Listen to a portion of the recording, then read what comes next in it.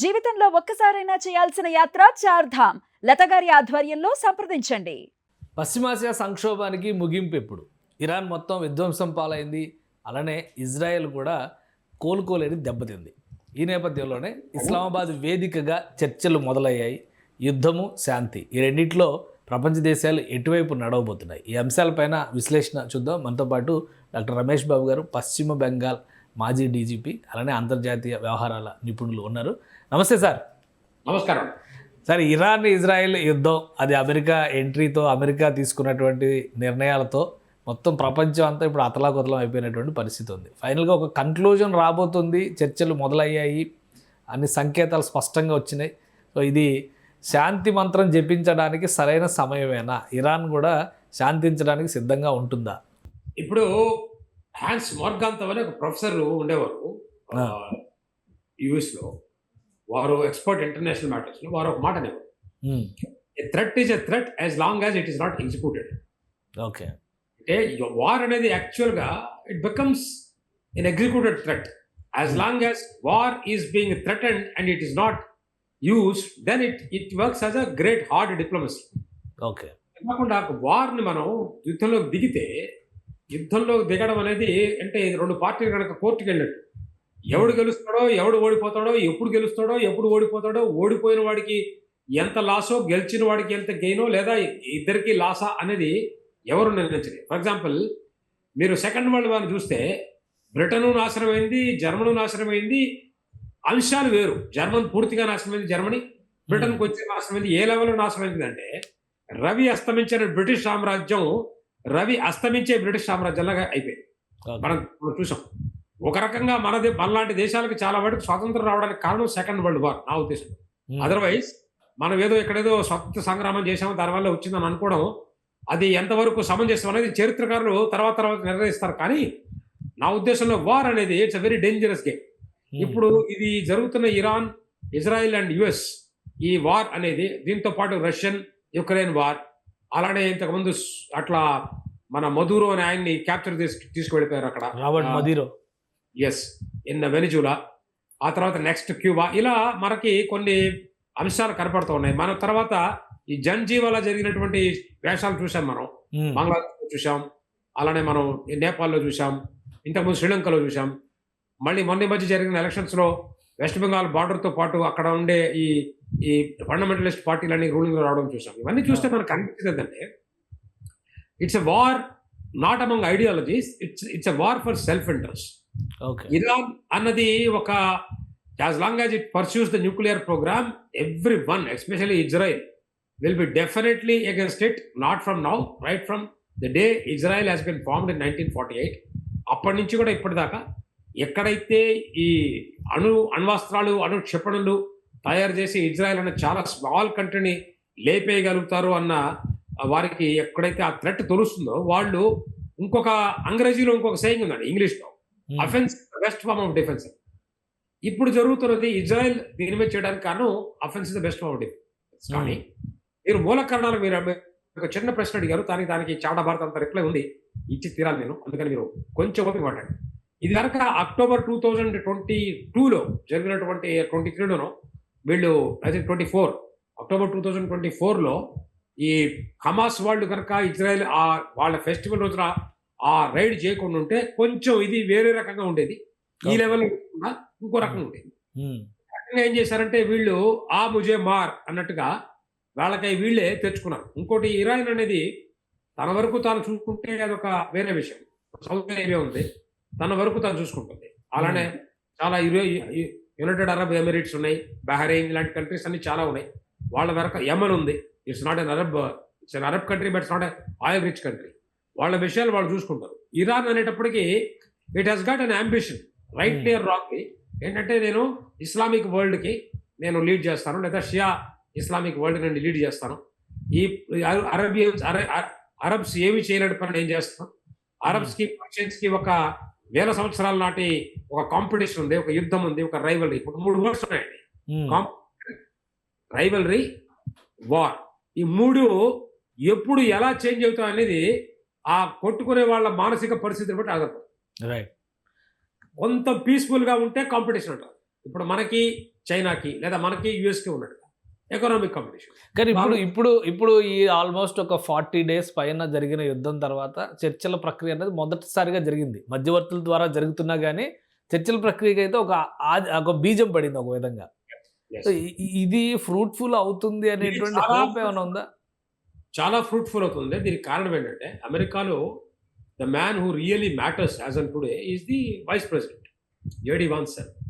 Mr. J.D. Vance is likely to be the next president also if Republicans nominate him. అందుకని JD Vance అనే ఆయన lead చేస్తున్నారు దీనికి.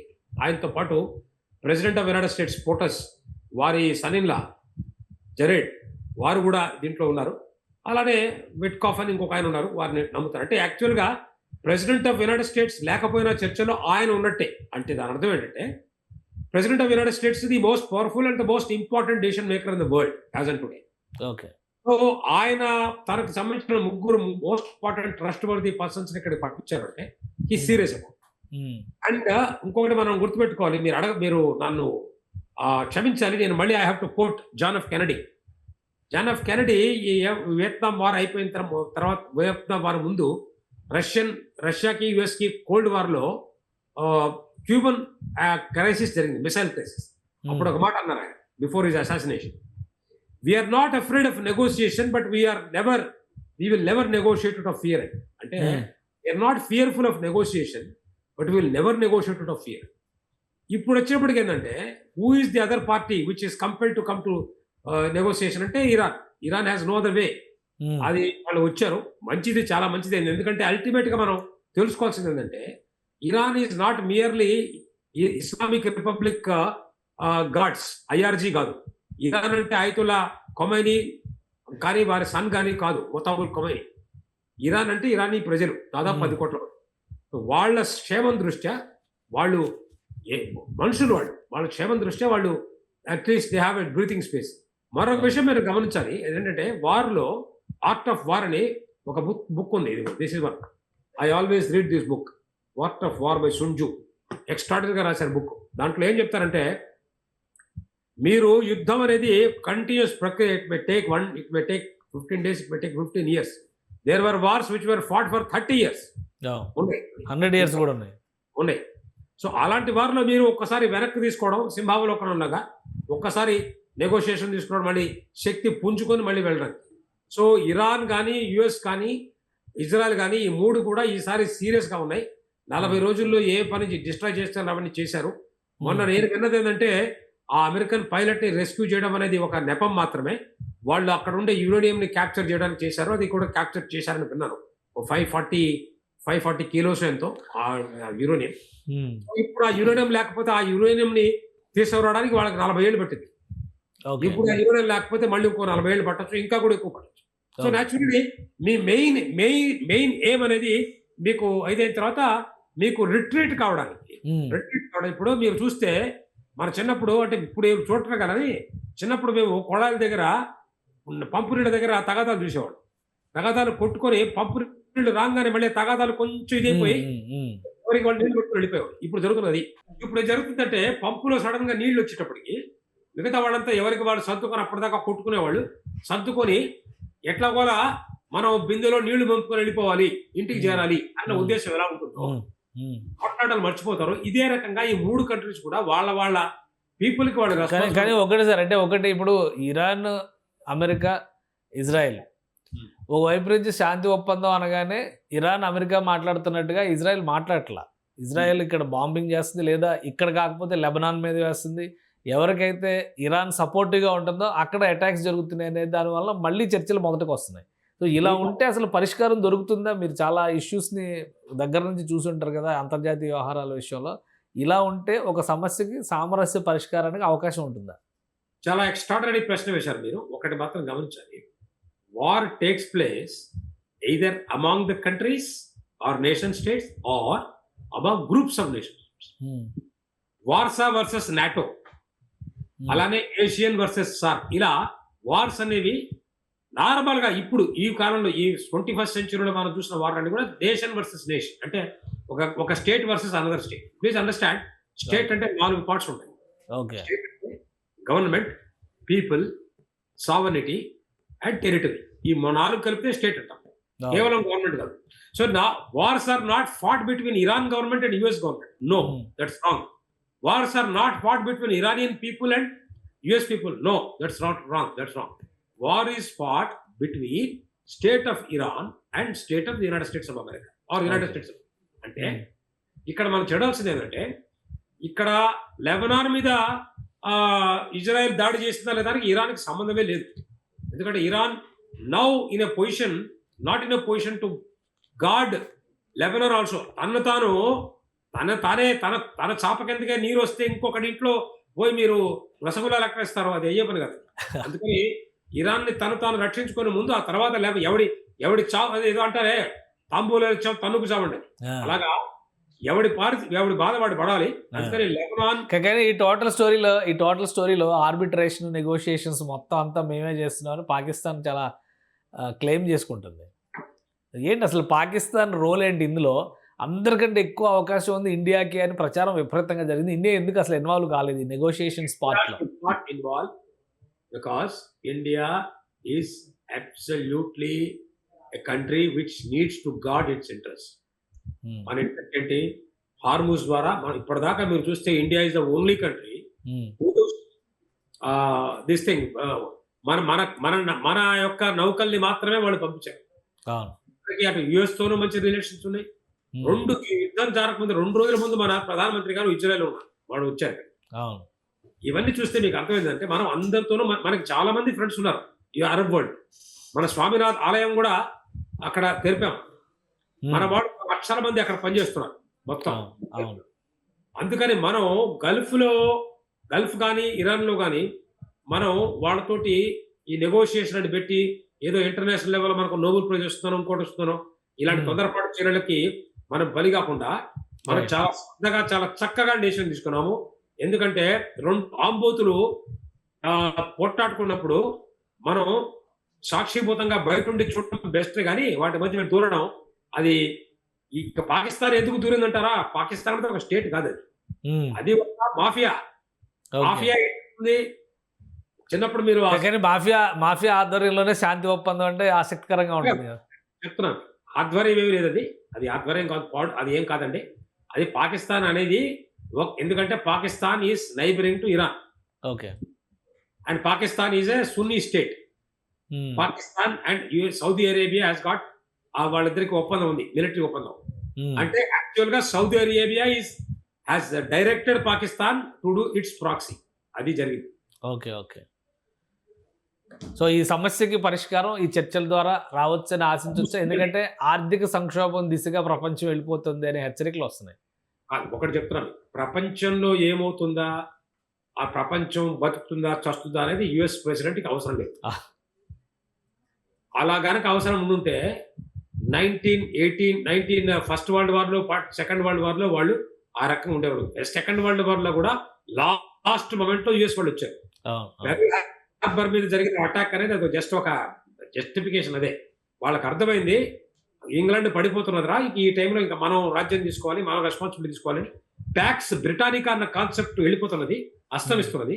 Packs అమెరికానా అనే concept ఉదయిస్తున్నది. అంటే ప్యాక్స్ బ్రిటానికా, బ్రిటిష్ సూర్యుడు అస్తమిస్తున్నాడు, అమెరికన్ సూర్యుడు ఉదయిస్తున్నాడు అనే ఉద్దేశంతో మీరు నాగాసా మీద కావాలని బాంబులు వేశారు. వాళ్ళు డిక్లేర్ చేసుకున్నారు. అంటే 1945 నుంచి ఈ రోజు వరకు ఆల్మోస్ట్ 81 ఇయర్స్ వాళ్ళ రాజ్యం జరుగుతుంది.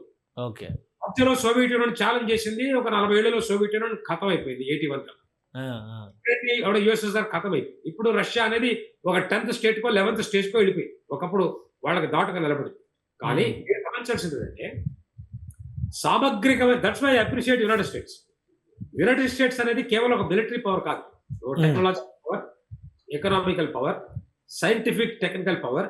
అండ్ టుడే మీరు నేను మాట్లాడుతున్నామే, నేను ఇక్కడ కూర్చొని నా ఇంట్లో, మీరు అక్కడ కూర్చొని మీ స్టూడియోలో, ఈ జూమ్ అనేది ఎవరి కంపెనీ? American company. ఆ టెక్నాలజీ ఎవరిది? American technology. బెస్ట్ 100-200 యూనివర్సిటీస్ ఎక్కడ ఉన్నాయి? అమెరికాలో ఉన్నాయి. సో మనం ఆలోచించేదంటే అమెరికా అనేది ఒక వరల్డ్ యొక్క టాప్ క్లాస్ బ్రెయిన్స్ ఉండే ప్లేస్. అమెరికా అంటే యూఎస్ఏ ఒక స్టేట్ గా చెప్పట్లేదు. మీ వాళ్ళు ఉన్నారు, మా వాళ్ళు ఉన్నారు అమెరికా. అందుకని నేను చెప్పేది అంటే when we speak of America, we speak of the best thing that happens in America. Right. So American అనేది స్టేట్ ఇన్వాల్వ్ అయింది కాబట్టి ఇక్కడ చాలా త్వరగా, ఎందుకంటే America has got the responsibility to see to the dollar reign supreme. Dollar చెప్తుంది supreme గా ఎప్పుడైతే వరల్డ్ ట్రేడ్ లో అబ్జెక్షన్స్ రావు. Right sir. Russia is not a supreme power. Rouble ఎవరికి తెలుసు అండి? Nobody does business with rouble. Right. China రెన్మింబితో కూడా ఎవడు చేయడు. కానీ డాలర్ అనేది మీరు నేను ప్రతి బ్యాంక్ లో ఉంటుంది. మన ఎస్బీఐలో కూడా డాలర్స్ ఉంటాయి. ఏంటంటే in the interest of dollar, in the interest of world trade, world economy, America has to stay. And now that it has achieved it's games, now it will wind up and withdraw. And later on, like Saudi Arabia has got a Pakistan as a proxy, America always have a proxy called Israel. Israel will do the rest. Right sir. Thank you sir విశ్లేషణ అందించినందుకు. ఇది Iran యుద్ధం, దానికి సంక్షోభం ఒక ముగింపుకి దిశగా తీసుకెళ్లేటువంటి చర్చలు ఖచ్చితంగా ఫ్రూట్ఫుల్ ఫలితాలను ఇస్తాయని చెప్పని అంటున్నారు రమేష్ గారు. అలానే ఆ పాకిస్తాన్ అనుసరిస్తున్నటువంటి దౌత్య విధానం పెద్దగా పాకిస్తాన్కి కలిసి వచ్చేది కాదు. ఇది అరేబియన్ వరల్డ్ మొత్తం తీసుకున్నటువంటి ఒక నిర్ణయం. దాని ప్రకారమే పాకిస్తాన్ ఈ చర్చలకు వేదిక అవుతుంది. మన దేశం అనుసరిస్తున్నటువంటి విదేశాంగ విధానం వల్ల ఎవరితోనూ ఎలాంటి ఇబ్బందులు రావు. భారతదేశ ఆర్థిక వ్యవస్థ పైన కూడా ఈ యుద్ధ ప్రభావం పడకుండా జాగ్రత్తలు తీసుకోగలుగుతున్నాం అని చెప్పని విశ్లేషిస్తున్నారు. ఇది స్పెషల్ డిస్కషన్. Keep watching.